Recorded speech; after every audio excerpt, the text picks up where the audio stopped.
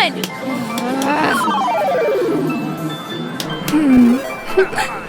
think I'll let you zone? Baka.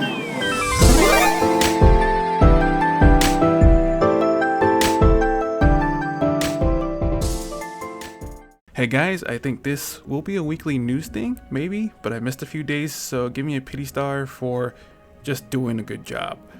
In this week's news, it's kind of weird because I have a couple things I want to talk about, like the Last of Us Remake to Shredder's Revenge getting a release date next week. Then there's sneak peeks to a few shows that I'm interested in. But first, yesterday media was allowed to the Game Fest Lounge to play demos of games that were announced, like Street Fighter 6, which with all the footage shown is shaping up to be a banger with the street and hip hop aesthetic showing up and even in the character select screen.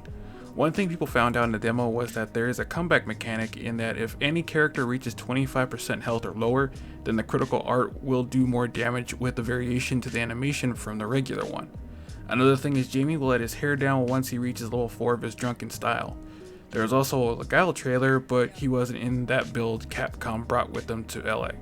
Unfortunately. Next we got Teenage Mutant Ninja Turtles Shredder's Revenge and the announcement of the release date, which is June 16th, 2022, plus Casey Jones as a playable character. That's not all, as they have added a new 6-player game mode to go along with crossplay, so you and a group of friends can play together no matter what platform anyone wants to play online with, which is really cool, and I might review it when I get it because obviously it's a day one buy for me. After that, we got Square Enix and their Final Fantasy VII 25th anniversary stream, which will be about 10 minutes long on June 16th at 3 p.m. Pacific Standard Time.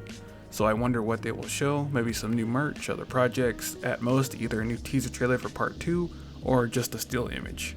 Look forward to that, and remember, it's only 10 minutes long. We have The Last of Us Remake that got leaked first and announced, coming to PS5 September 2nd and the PC later on, as it is still in development. So I'd say it would be about a year or two before it comes out for PC, but rabid hatred for the game is weird because do people know that The Last of Us had pre-rendered cutscenes that needed about 8 PS3s to produce then, and that the remake will be in a real-time engine? Not only that, it will be getting the mechanics overhauled to play like The Last of Us 2 instead of the original.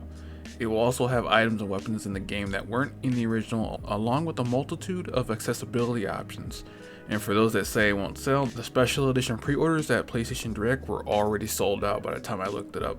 Lastly, we have Castlevania Nocturne, which is the continuation from the original Castlevania animated series that takes place a couple hundred years after Trevor, and we follow a new Belmont, Richter. The teaser doesn't show much. I, for one, am totally excited as I watched all 4 seasons of the original series and can't wait to see Richter's story unfold.